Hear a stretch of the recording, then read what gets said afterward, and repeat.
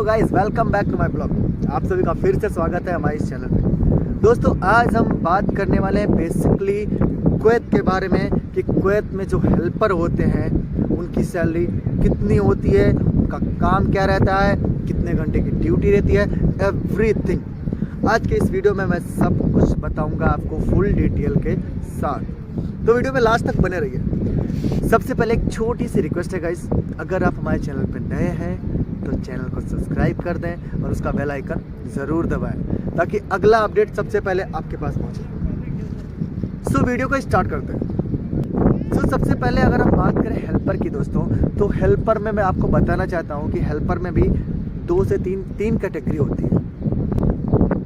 पहला helper, normal helper, दूसरा labour और तीसरा मैकेनिकल हेल्पर।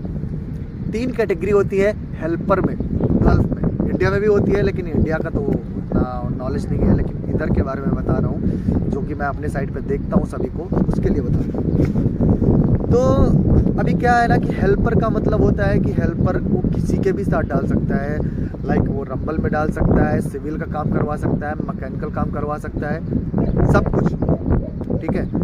दूसरा जो लेबर होता है, लेबर का मतलब कि उससे तो वो कुछ भी करवा सकता है, कुछ भी। वो तो हेल्पर जो होता है वो बाथरूम में नहीं जाएगा, लेकिन लेबर जो होता है वो साफ़ सफाई से लेके रंबल तक वो कहीं भी काम करवा सकते हैं, उससे कहीं भी उसको भेज सकते हैं, उसको कहते हैं लेबर। और जो मैकेनिकल हेल्पर होता है, मैकेनिकल हेल्पर का मतलब ये होता है कि वो ओनली मैकेनिकल के साथ में काम करेगा।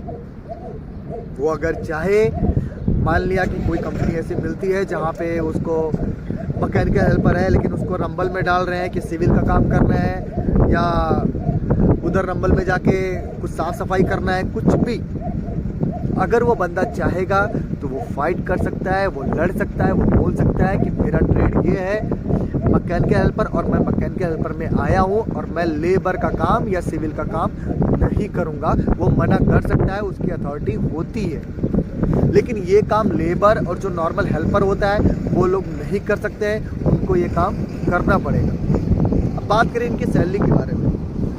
सो गाइज, इनकी सैलरी में कोई डिफरेंट नहीं होता है। पहले जो कुवैत में आते थे हेल्पर लोग, उनकी सैलरी पहले स्टार्टिंग होती थी 70 KD, 70 से 75, ओके।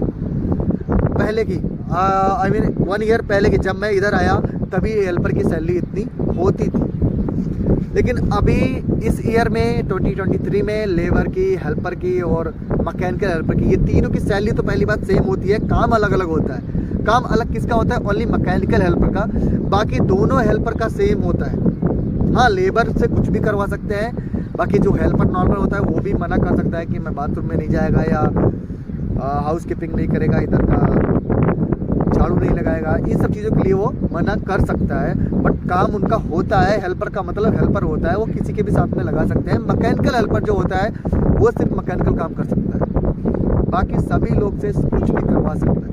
तो मैं तो यही बोलूँगा कि पहली बात तो अगर आना है तो हेल्पर में मत आओ, 1 साल 1.5 साल लगता है। आपको नहीं मालूम है ट्रेड, मैं बताएगा किस ट्रेड से आप ट्रेडिंग कर सकते हैं, आपका बजट कितना है आप मुझे कमेंट में बताइए, मैं आपको पूरी डिटेल दूंगा, क्योंकि मैं भी बड़ोदरा से ट्रेडिंग करके तभी आया इधर, ठीक है। उसके बारे में मैं आपको बताऊँ। अच्छा, रही बात इनकी सैलरी की, सैलरी तीनों की सेम रहती है।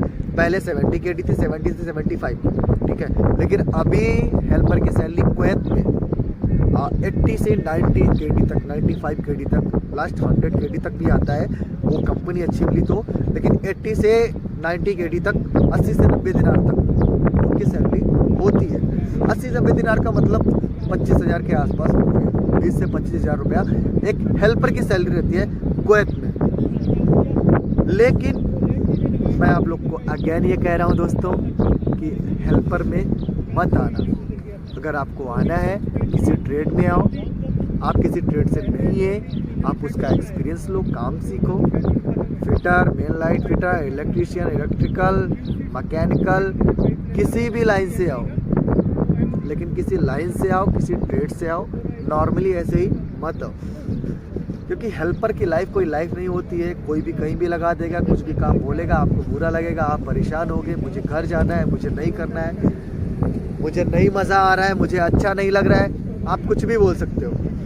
सो इसके लिए मैं आपको यही सजेशन दूंगा कि आना है तो किसी ट्रेड से आओ, चाहे आप नॉर्मली ड्राइविंग से आ जाओ, सबसे इजी तो ड्राइवर का होता है। आप ड्राइविंग सीख लो, उसके बाद लाइसेंस रेडी कर लो अपना, ड्राइविंग से आ जाओ। 1 ईयर 6 मंथ ओल्ड लाइसेंस ले देता है, ऐसा कुछ नहीं है कि हाँ 2-3 साल का एक्सपीरियंस लेगा, ले लेता है। तो आप ड्राइविंग से आ सकते हो, नहीं तो आपका 6 महीना 1 साल का ट्रेनिंग होता है, 3 महीने का भी ट्रेनिंग होता है। किस लाइन से आपको आना है आप मुझे बताओ कमेंट बॉक्स में, मैं आपको पूरी जानकारी दूंगा कहाँ पे इंस्टीट्यूट है, कहाँ पे होता है, सब कुछ, जहाँ से मैंने खुद की ट्रेनिंग की थी। सो आज की वीडियो में इतना ही, मिलेंगे अगले वीडियो में फिर कुछ नया लेंगे, तब तक के लिए धन्यवाद, जय हिंद।